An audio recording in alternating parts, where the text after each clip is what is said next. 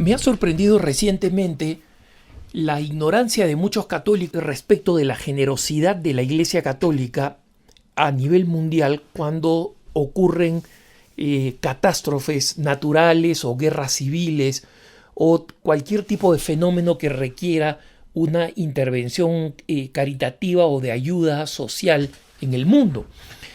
Yo sé que no me debería sorprender porque los principales críticos de la Iglesia Católica no son los ateos ni los protestantes, son los católicos mal informados. A mí me sorprende en redes sociales la tenacidad obtusa de una persona absolutamente ignorante que no tenía ninguna idea de cómo contribuye el Vaticano en casos de catástrofes como por ejemplo el reciente terremoto de Nepal, y cómo insistía en su ignorancia a pesar del esfuerzo que hacía no solo yo en Twitter, sino otros de los que me siguen en la cuenta.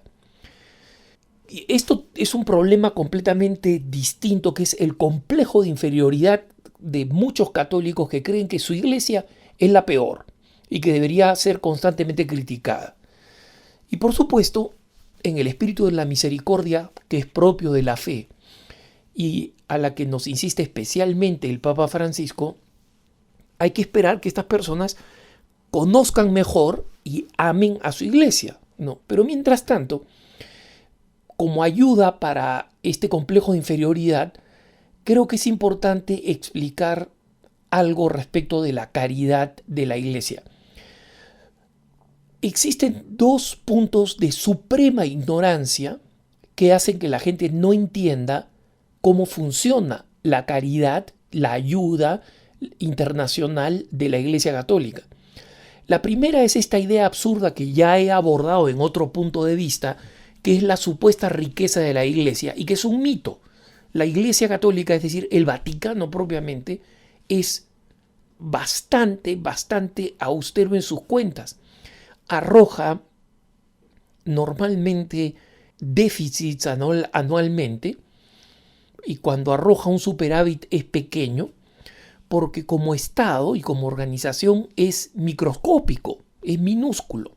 Es decir, todas estas ideas de que si el Vaticano vendiera sus tesoros acabaría con el hambre en el mundo es absolutamente falso, estúpido, porque ni entiende lo que tiene la Iglesia, ni tampoco entiende lo que se necesita para cambiar el hambre en el mundo, que son profundas reformas sociales y políticas y no directamente dinero. Pues no se trata de repartirle comida a la gente que se está muriendo de hambre. ¿Por cuánto tiempo se le reparte comida volando con un avión encima todos los días, desayuno, almuerzo y comida, sin cambiar las situaciones catastróficas que hacen que se produzca esa situación de hambre, ¿no? Entonces es irracional, pero como digo, lo he explicado en otro punto de vista. Entonces ese es el primer error, la primera falta de conocimiento, el primer punto de ignorancia. Creer que la Iglesia Católica como Vaticano, como Estado, tiene una enorme cantidad de recursos. Eso no es así. Y lo he dicho, lo he demostrado en otros puntos de vista, pueden revisarlos, no es el momento de abordar ese tema. El segundo lugar es que confunden las donaciones del Vaticano con las donaciones de la Iglesia Católica y son muy distintas. El Vaticano, obviamente, es la curia a partir de la cual se gobierna centralmente toda la Iglesia Católica, pero el Vaticano no es la Iglesia Católica. La Iglesia Católica somos nosotros, tú y yo. Y en ese sentido, las contribuciones del Vaticano tienen fundamentalmente un enorme valor indicativo. Y voy a explicar qué significa esto. Las ayudas del Vaticano, tradicionalmente, y esto es reconocido internacionalmente, se caracteriza por dos cosas. Primero, suelen ser las primeras, si es que no la primera en llegar. Y en segundo lugar, suelen ser modestas en su cantidad. Pero no importa que sean modestas, y explico por qué. acá es donde viene justamente lo que he llamado que tienen un carácter indicativo. Estas donaciones, que usualmente se realizan a través de un departamento de la caridad del Vaticano, de un dicasterio que administra estos fondos, que se llama el Pontificio Consejo Cor Unum, que en latín significa un solo corazón. Es decir, hay un dicasterio, una oficina, un ministerio, si ustedes quieren, ¿no?, dedicado, muy pequeño, ¿no?, muy modesto, pero dedicado fundamentalmente a la caridad para emergencias. ¿Y cuál es la enorme ventaja y cuál es la razón por la cual el Vaticano suele ser la nación que contribuye primero y antes que todos cuando se trata de una catástrofe internacional? Porque las grandes naciones, pensemos Estados Unidos, las naciones europeas, tienen que pasar por un proceso burocrático complicado para determinar de dónde va a salir la ayuda económica, cuánta ayuda va a ser y cómo se va a transferir a la nación en crisis. Entonces, son ayudas enormes comparadas a las del Vaticano, pero son ayudas que toman un tiempo largo. Entonces, estas naciones poderosas pueden hacer cosas bastante rápido, enviar equipos de rescate, aviones, helicópteros, algunos alimentos, pero la ayuda económica demora, y por eso es que el Vaticano, que tiene una oficina pequeña y que administra sumas pequeñas, puede en cambio hacer donaciones y transferencias de fondos en 24 horas. ¿Por qué? Porque es una organización pequeña y ligera, sin burocracia. Pero decía que la importancia no es la suma. Por ejemplo, en el caso del terremoto en Nepal, el Pontificio Consejo Cor Unum, a nombre de la Iglesia Católica, el Vaticano, 2 días después del terremoto, había transferido $100,000. $100,000 comparado con la cantidad de dinero que se necesita es poco, casi insignificante. Pero todos los organismos internacionales, especialmente las Naciones Unidas, saben el valor de esa donación para movilizar al resto de la Iglesia Católica. Y aquí es donde viene la verdadera contribución de la Iglesia Católica en su conjunto.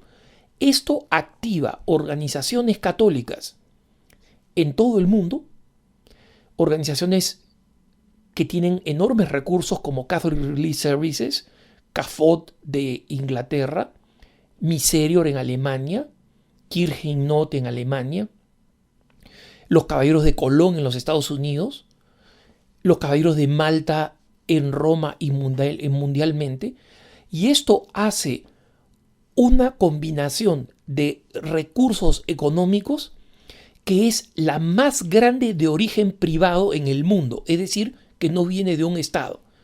Y esto se sabe muy bien en el mundo internacional de las donaciones y de las organizaciones no gubernamentales, que el auténtico poder está en el hecho de que la Iglesia Católica moviliza una cantidad enorme de recursos porque la Santa Sede dona la pequeña cantidad de la que tiene disponible.